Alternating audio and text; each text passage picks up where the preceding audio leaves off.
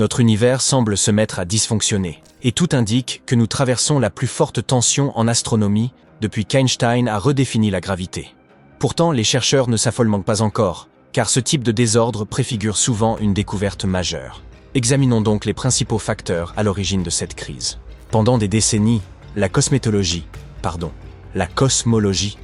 s'est appuyée sur l'idée que l'univers devait apparaître uniforme dans toutes les directions pour tout observateur, où qu'il se trouve.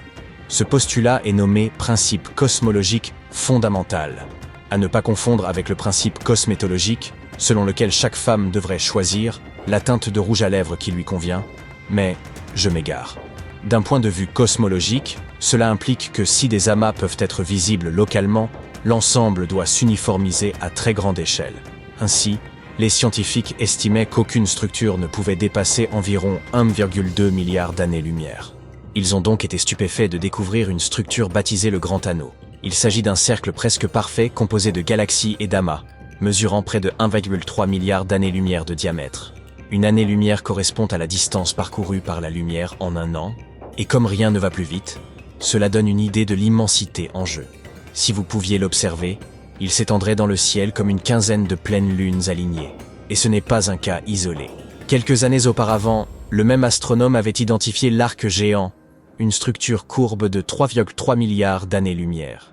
S'ajoute à cela l'anneau géant de sursaut gamma, découvert en 2015, dont le diamètre atteint 5,6 milliards d'années-lumière. Le Grand Anneau et l'arc géant apparaissent dans la même région du ciel, à une distance similaire de la Terre, environ 9,2 milliards d'années-lumière, ce qui laisse penser qu'il pourrait appartenir à une structure encore plus vaste, dissimulée sous nos yeux. Un autre bouleversement scientifique concerne ce que l'on appelle la constante de Hubble, c'est-à-dire la vitesse d'expansion de l'univers et le lien entre la distance d'un objet et la rapidité avec laquelle il s'éloigne de nous. Cette valeur est essentielle car elle permet aux chercheurs d'estimer l'âge, la taille ainsi que l'évolution future du cosmos. Le télescope spatial Hubble a déterminé ce paramètre avec une précision proche de 1%, établissant que l'univers a environ 13,8 milliards d'années. Par la suite, Hubble puis le télescope spatial James Webb ont mesuré les distances des galaxies lointaines et calculé leur vitesse de récession.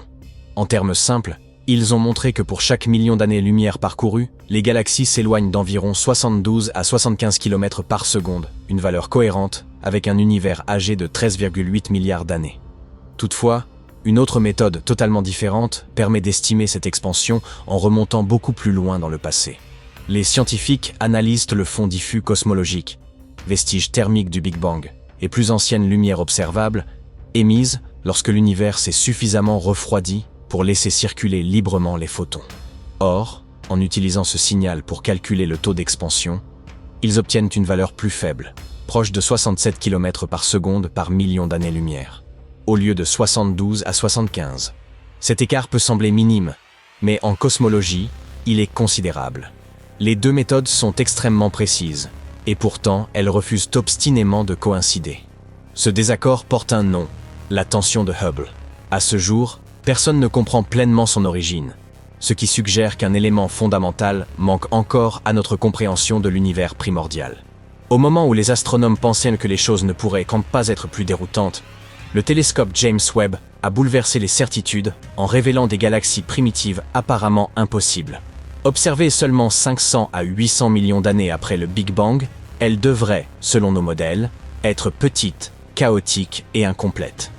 Pourtant, Webb continue d'observer des galaxies qui semblent avoir déjà bénéficié de milliards d'années d'évolution. Elles présentent des structures organisées, telles que des disques et des bulbes, comparables à celles que l'on observe dans des galaxies modernes comme la Voie lactée. Or, de telles formations exigent normalement des milliards d'années, non quelques centaines de millions. Cela revient à croiser un adolescent possédant déjà la sagesse d'un vieillard. Dans certains cas, des galaxies plus petites semblent même contenir davantage de masse que des galaxies plus vastes, ce qui renverse totalement nos attentes. Plus surprenant encore, certaines de ces galaxies précoces renferment des éléments lourds, tels que l'oxygène et le carbone. Ceux-ci sont produits par les étoiles, lesquelles ont besoin de temps pour les générer par fusion nucléaire. Observer cela si tôt revient à trouver du pain cuit avant même l'invention du four. Soit l'univers a évolué bien plus vite que prévu, soit notre chronologie est incomplète. Un autre problème particulièrement déroutant en cosmologie concerne le lithium. Oui, le même élément employé dans les batteries de téléphone. Selon le modèle du Big Bang, l'univers primordial, extrêmement chaud et dense, aurait produit une faible quantité de lithium, environ 5 atomes pour 10 milliards d'atomes d'hydrogène encore observables aujourd'hui. Les astronomes peuvent vérifier cette prédiction en étudiant les étoiles à l'aide d'une technique appelée spectroscopie, qui consiste à décomposer la lumière stellaire en différentes longueurs d'onde afin d'identifier les éléments présents. Pour estimer l'âge d'une étoile, ils analysent notamment sa teneur en fer, élément qui ne se forme que lors d'explosions de supernovae. Ainsi, les étoiles pauvres en fer sont considérées comme très anciennes, formées à une époque où l'univers était encore jeune. Cependant, un problème majeur apparaît. Ces étoiles anciennes, pauvres en fer, contiennent extrêmement peu de lithium. Et il ne s'agit pas d'un léger écart, mais parfois de moins d'un vingtième de la quantité prédite par le Big Bang. Par ailleurs, plus l'étoile est ancienne, plus la divergence est marquée.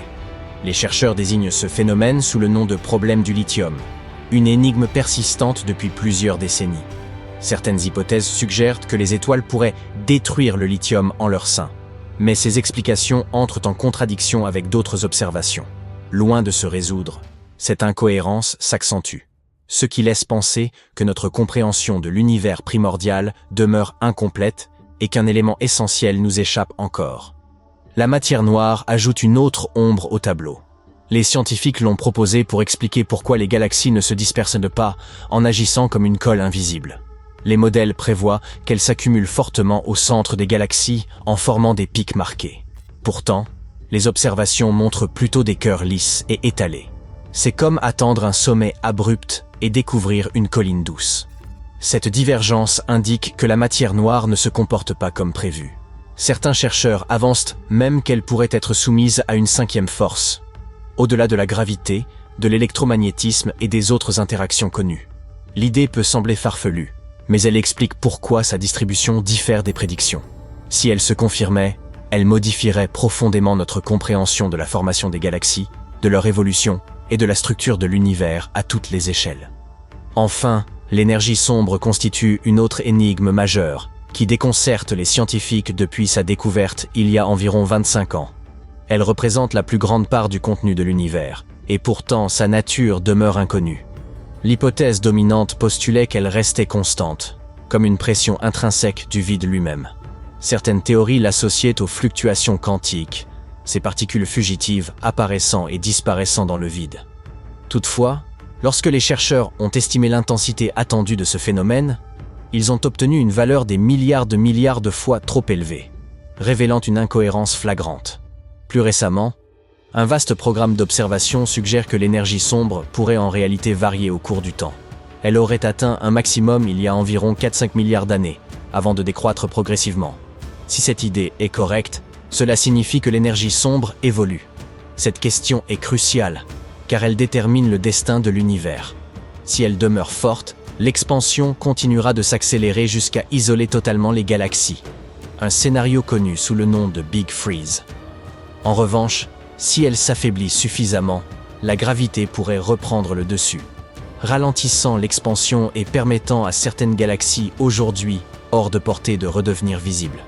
Tous ces problèmes ont un point commun troublant. Ils sont systématiques. Ils se répètent à travers différents instruments, méthodes et équipes. Des erreurs aléatoires ne produiraient pas une telle régularité. L'univers continue de fournir des réponses contradictoires, même lorsque les scientifiques affinent leurs mesures. C'est pourquoi les chercheurs parlent de crise. Non parce que la science échoue, mais parce qu'elle fonctionne en révélant les limites de nos modèles.